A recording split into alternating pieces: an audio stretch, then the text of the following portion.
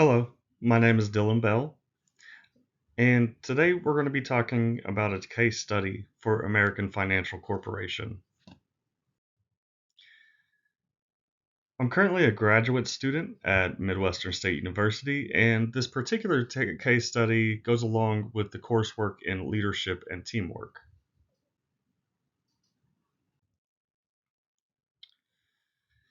A brief overview of what we will be talking about is the we will go over the case information.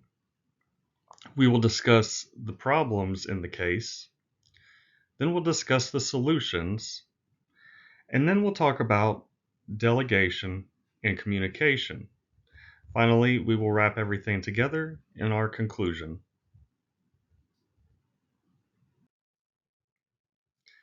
The facts of the case are that American Financial Corporation is a large financial services company.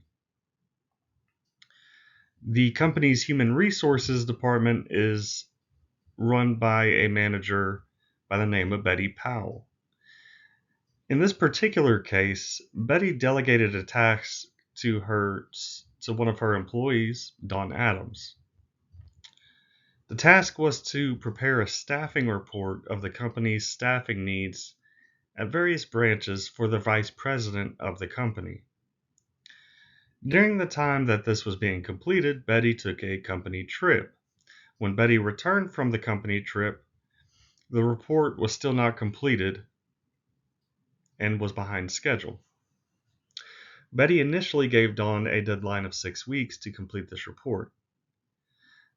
There is a lack of productive communication between Don and Betty that is evident in the case.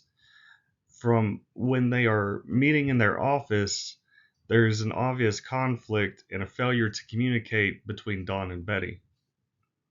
But both Betty and Don share responsibility for this particular report being late.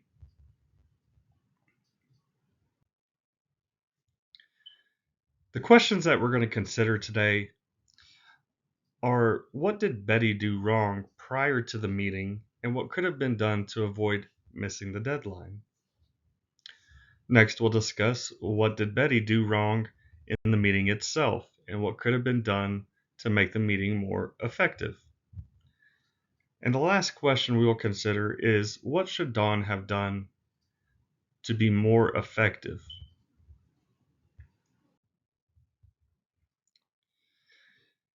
As I mentioned before, we can boil this down to two main problems. That is the lack of supportive and effective communication and the delegation of tasks. In this particular case, Betty has a lack of some leadership and management skills and indicates a need to improve, which will lead to success as an individual and with her team. Also, Dawn has a lack of knowledge on the delegation of tasks and how to apply them effectively.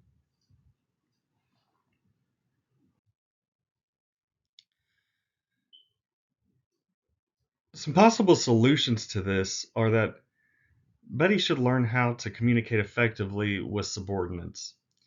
During the meeting, she was very accusatory towards Dawn, which put Dawn on the offensive. This created many barriers during their meeting and overall failure to communicate between Dawn and Betty.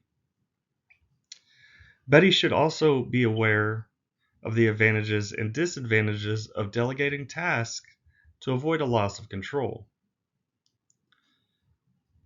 Furthermore, Dawn could learn from Betty on how to delegate tasks to improve his efficiency in his work.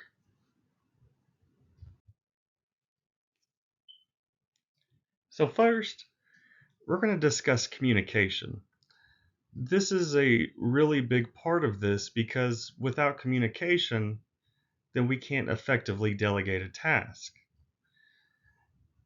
Not only that, but if we are not effectively communicating, then we are not supporting our employees and they aren't able to find the support that they need. Effective communication in any business must include supportive communication.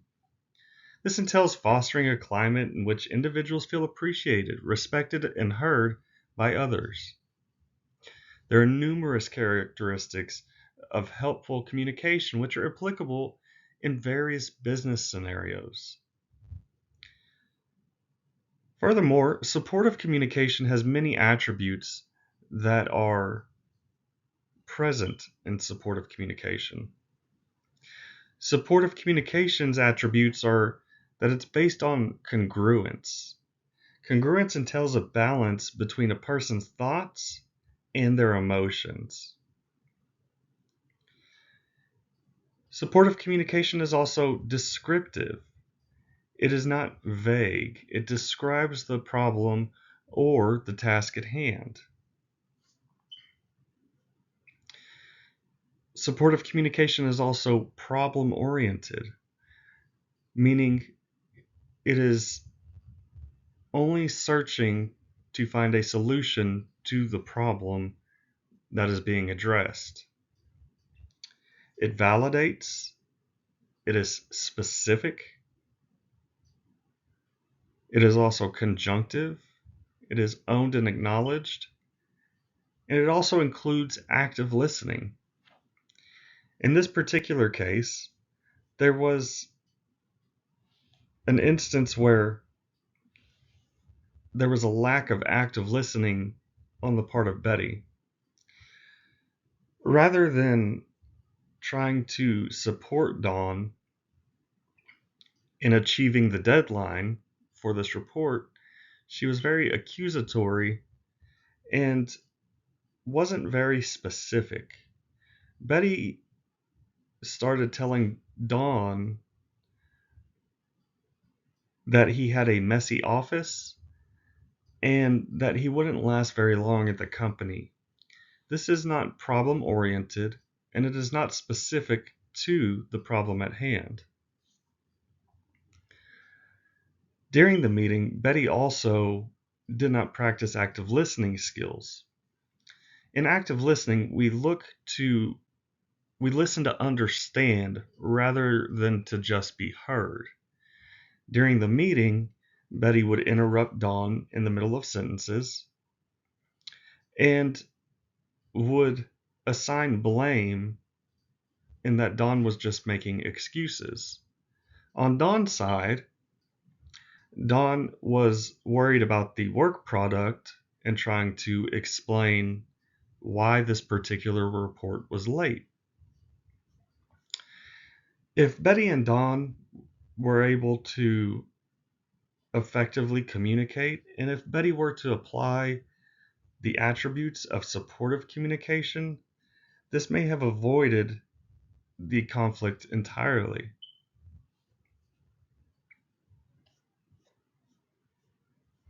Betty could have reminded Dawn by by practicing supportive communication by maybe a week or so out from the deadline. She could have asked Dawn to let her know if he needs any assistance or if he has any questions about this particular product. In turn, Betty could have assigned resources to help Dawn in completing this task. Since this wasn't done, this contributed to the report being late for the deadline. In addition, Dawn, in approaching the deadline, could have reached out to Betty in an email or followed up after a phone call to ask for help or describe the problem that he was having and gain further assistance.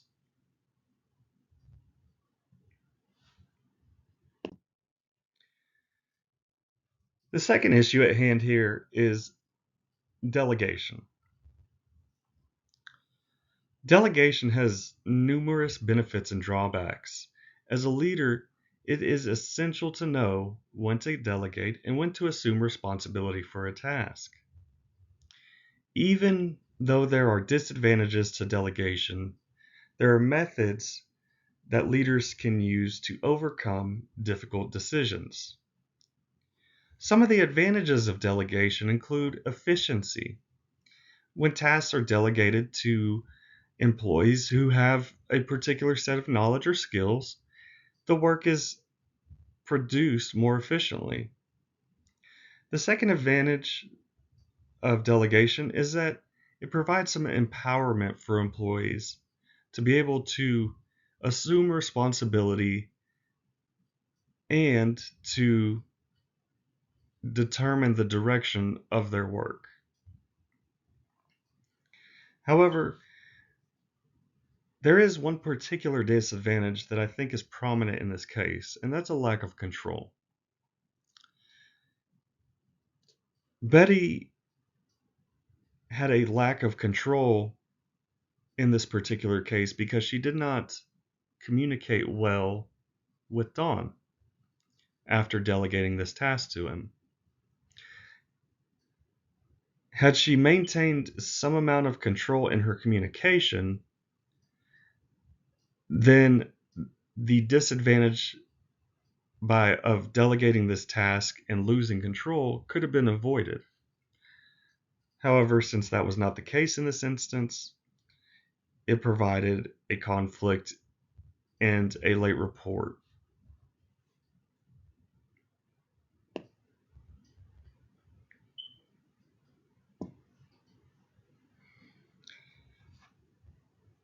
Don could have also helped drive this report's completion at the deadline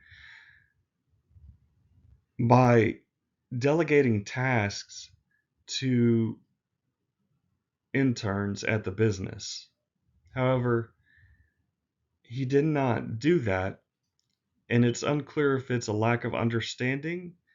However, with Betty as his manager, Betty could have initiated a she could have initiated conversations with Don to ensure that he has the proper resources and, if necessary, while completing the project to meet the deadline, to use those resources, such as the interns. So, when it comes to delegation, both Betty and Don have a responsibility in this particular area. Had Betty delegated the task more effectively to Don and maintained some amount of control and ensured that he had a proper support, this may have avoided the conflict and a late report. Had Don delegated some tasks to the interns at the business, he may have been able to complete this report on time, avoiding the conflict.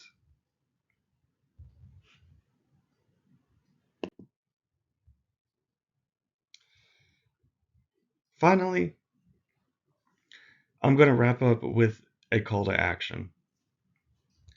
By communicating effectively, we can avoid situations like the conflict between Betty and Don.